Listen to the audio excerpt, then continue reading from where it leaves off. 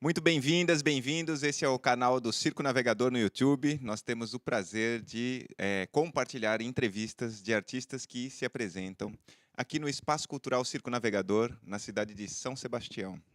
Hoje temos o prazer e a honra de receber esse grupo lindo chamado Poesia Secreta do Chile.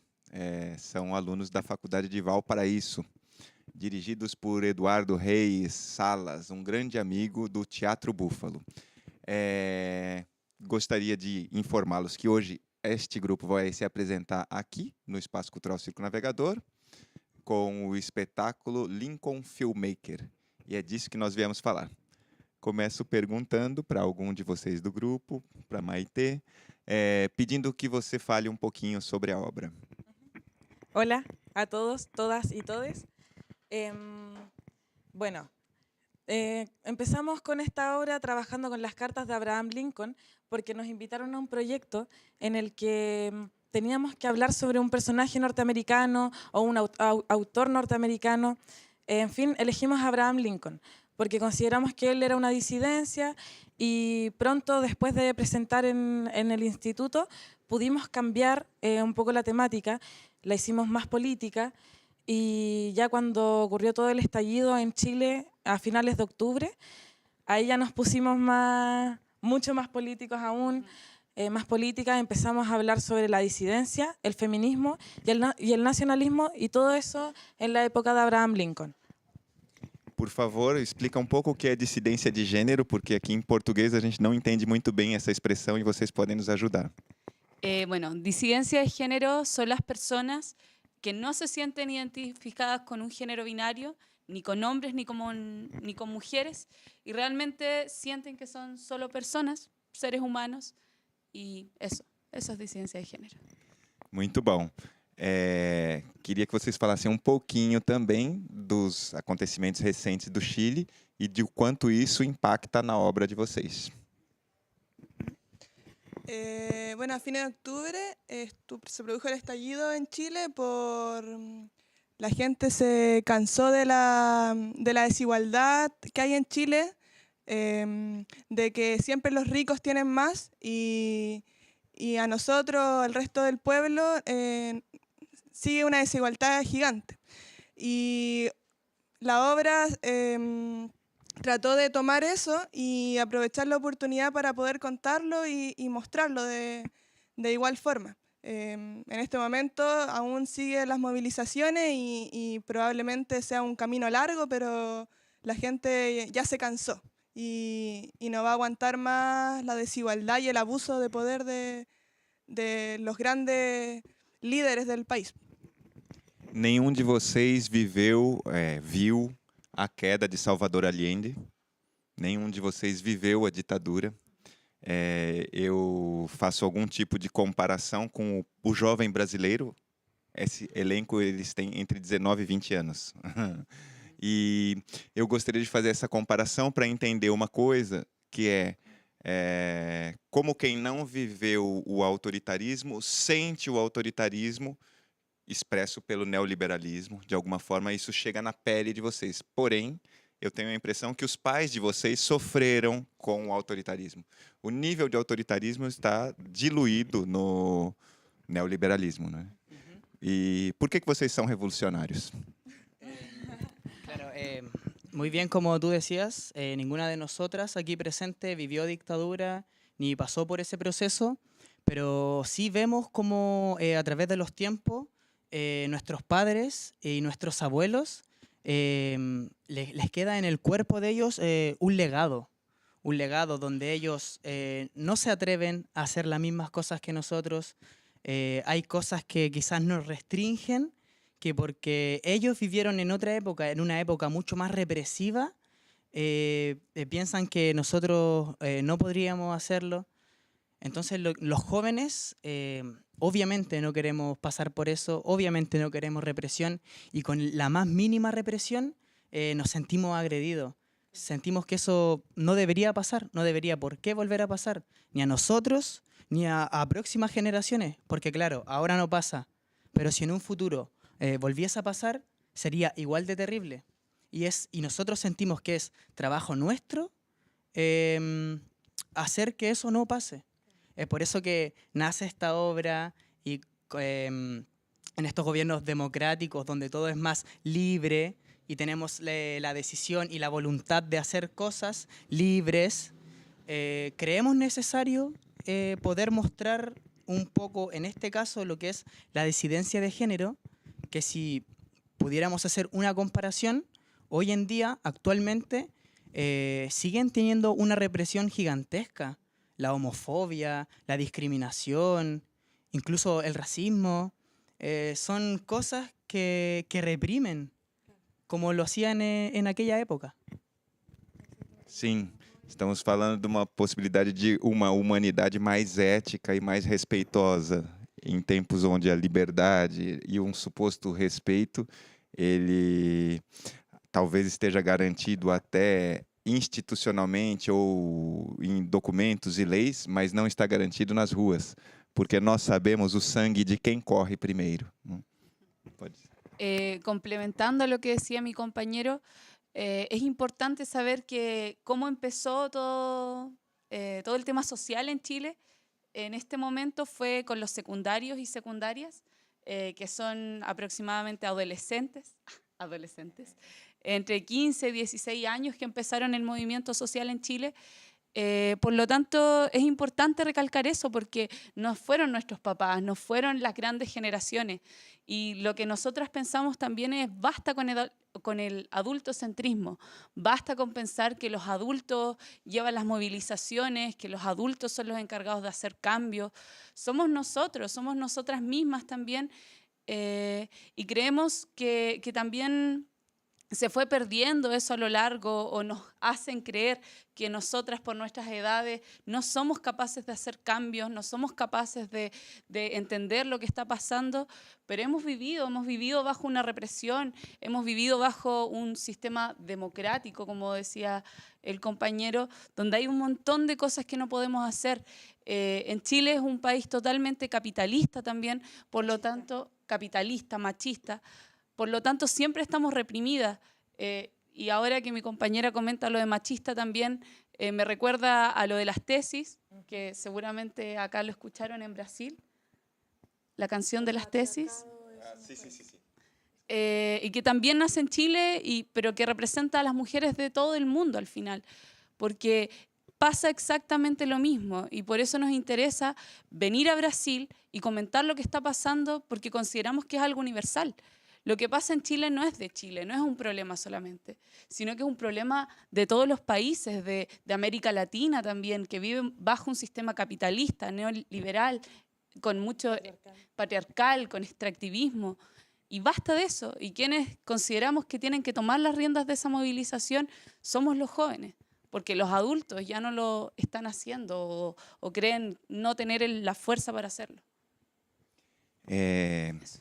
Muito importante a gente saber que as forças maiores da sociedade contemporânea são colonialismo, capitalismo e patriarcado. Sim. Se enfrentamos essas três coisas ao mesmo tempo e não distintas, e não em setores, elas são juntas, podemos revisar o mundo. Basta lembrar que no Brasil, 7% de homens brancos determinam as leis, determinam a distribuição do dinheiro pela política e por aí vai. Só 7% da população masculina, branca e rica. Eu não diria heterossexual. Né? A gente diz isso porque aparentemente eles se vestem de terno, mas não é pela roupa que se veste que se determina gênero. Mas 7% determinam o destino de todo o resto. Então, há que se equilibrar isso. Né? Muito bem, queria que vocês dissessem um pouquinho do que acharam do Brasil. ¿Cómo? O que, se gostaram, que les parece o Brasil? Fantástico. No, realmente yo creo que hemos coincidido en que lo que más nos ha llamado la atención es el verde, la vegetación, las plantas, los colores, los olores, la humedad, el ambiente en general, el calor, el cariño de las personas, ¿qué más? Bueno, en relación con lo verde, y quizás pase más aquí en San Sebastián, es que llueve demasiado. Llueve a cada cierto tiempo, llueve constantemente. Y uno de los problemas principales que hay en Chile, a diferencia de aquí, es que nos estamos quedando sin agua.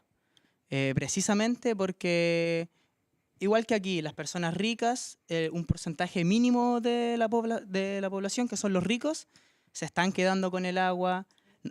Chile es el único país con el agua privatizada. Entonces, es una realidad totalmente distinta. Nosotros salir a la calle, aquí mismo afuera, y respirar ese olor a árbol, a naturaleza, yo creo, coincido, que nos causó un gran impacto. Vocês estão no paraíso na Terra. O litoral norte do estado de São Paulo é algo incomum. Isso não é o Brasil todo.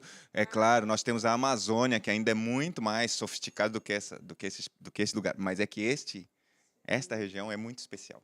Se vocês estivessem na capital, São Paulo, não estariam dizendo a mesma coisa, porque a capital parece um pouco com Santiago do Chile. Oh, qué terrible. Claro, complementar a eso que tal vez como esto lo van a ver personas de San Sebastián o Caragua o Isla Vela, algo que yo viví hace muy poco fue ir a una región del interior de Chile, cuarta región, Socos, y lo que pasó allá fue que la comunidad ya no tiene agua. Quienes tienen el agua son los monocultivos, y también que los monocultivos están matando los paltos principalmente y las uvas, las parras, porque ya no hay agua. Y ocurre que la comunidad tampoco tiene agua. Entonces les van a dejar con camiones agua, y se da desde las 8 de la mañana hasta las 2 de la tarde. De ahí en adelante la gente no tiene agua, y pensar en tener un árbol, pensar en tener una planta, una flor, pasa a ser algo totalmente secundario. Realmente, ¿qué importa? Ni siquiera es el agua para el baño, para el sanitario, sino que importa para comer. En el lugar en que yo estaba no teníamos agua, por lo tanto se nos empezaron a enfermar las personas. Y eso es algo bastante terrible porque nunca lo había vivido tan de cerca. Yo creo que lo comparto para que imaginemos, porque cuando nos hablan de la sequía se nos hace algo lejano. Pero sí hay personas ya en el mundo, en los distintos países, supongo que en Brasil igual, que no tienen agua, y que los medios no están dando la oportunidad para decir que esas personas no tienen agua.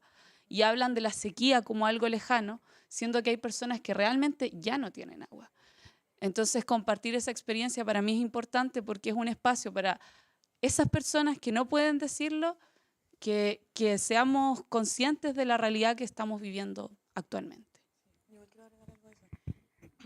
Que cuando hablamos de estallido social en Chile y hablamos de que empieza en octubre, en realidad es como el estallido nacional, porque bueno, ahí empezaron todo el tema de las violaciones de los derechos humanos de una manera súper descarada, pero en realidad eso ya venía pasando de mucho antes. La violación a los derechos de los mapuches viene hace ¿cuánto? Desde el colonialismo. Hay regiones en las que estaban asesinando a dirigentes sociales. Valparaíso, de donde venimos, lo mismo. Mostraban, hubo un caso de Alejandro Castro, que fue colgado en el metro, en un metro donde la gente transita todos los días para ir a trabajar. Entonces no es algo nuevo, no es algo que sea de ahora, no es algo que estalló y ahora empezó, era algo que venía de hace mucho antes, solo que no nos está afectando a todos y todas. Me encanta a força de vocês. Que isso sirva de exemplo para os jovens brasileiros. A última questão que a gente sempre coloca nas entrevistas é a importância de espaços culturais alternativos como este. Queria que vocês falassem sobre isso. Bueno, de donde nosotros venimos, que es Valparaíso, hay muchos espacios similares a estos. 5 espacios en Valparaíso que son autogestionados, que postulan a proyectos, pero son bien... de a poco van creciendo, y creo que hablo por el grupo completo al decir que es mucho más interesante participar en estos espacios donde la gente está más cerca de uno, es más familiar, es mucho más bonito y es mucho más sensible. Creo que eso es importante y también darle a estos espacios, darle importancia, porque no porque no sean grandes teatros o espacios donde, no sé, cobran muy caro, van grandes artistas, son menos importantes. De hecho, aquí nacen los artistas y eso es lo más importante. Aquí es donde, la cuna de los artistas y eso hay que valorarlo siempre, apoyar a estos tipos de espacios. Yo, para agregar a lo que dice mi compañera, quisiera poner el ejemplo de la misma obra Lincoln Filmmaker, que habla sobre la disidencia y como tú nos decías, en Brasil, de la disidencia de género, donde en Brasil no se sabe mucho acerca de la disidencia de género. Entonces, que vengan 40, 50 personas y nos vean aquí, ya son 40, 50 personas que ya van a saber esa información. En un espacio, quizás si fuese un espacio más grande, se multiplicaría lo que no se debe multiplicar. En un espacio pequeño es una relación real con la gente. Es mucho más real. Aqui no Brasil, a temática da diversidade de gênero é pauta todos os dias numa ala progressista. A maior parte da população é conservadora e não se dispõe a pensar sobre e entender isso, entender as múltiplas possibilidades e a pluralidade de gênero. A forma de expressão de vocês, que é dissidência, é que em português isso não faria muito sentido, né? Por isso conversamos um pouquinho sobre isso. Né? Muito bom. Querem falar algo mais? Ó. Algo muy pequeño, agradecer a ustedes por el espacio. Bueno, no sé si esto se puede contar, Sí. Bueno, un cagüín, ¿no? Que Alejo, Luciano nos han recibido muy bien, nos han mostrado a su familia, nos han mostrado los lugares, y de verdad agradecemos mucho eso porque nos forma más como artistas, forma más una familia y hace que lo que nosotros les mostremos de verdad nos dan ganas de mostrarlo porque hubo un equipo atrás de informarnos cómo es el público que vamos a tener, de apoyarnos durante ese proceso. Y también invitarlos e invitarles a que vengan más al espacio, a que utilicen estos espacios que realmente son muy difíciles de mantener, son difíciles de traer artistas, hay muchas cosas que hay que mover para que esto se esté realizando y principalmente eso, principalmente aprovechar cada espacio que tengan, cada espacio cultural y apropiarse también de las plazas, de la calle, que son nuestros espacios. Muito obrigado. Olha que convite lindo. Sai de casa e vem para cá, vem conhecer esse espaço. Nós estamos muito gratos, muito felizes de receber Poesia Secreta, o nome desse grupo, do Chile. Estamos muito gratos por quem está nos assistindo nesse momento. Pedimos que compartilhem, que multipliquem e que nos ajudem a trilhar essa caminhada que escolhemos, que tem muito a ver com essa noção de família e de coletivo. Somos artistas não à toa, porque acreditamos em alguma coisa que dê mais sentido às nossas vidas e, com isso, que se faça como inspiração não só para nós que produzimos e atuamos, mas para todas as pessoas que assistem e que podem frequentar o espaço e multiplicar essas ideias. Muito obrigado pela companhia. Nos vemos no próximo vídeo.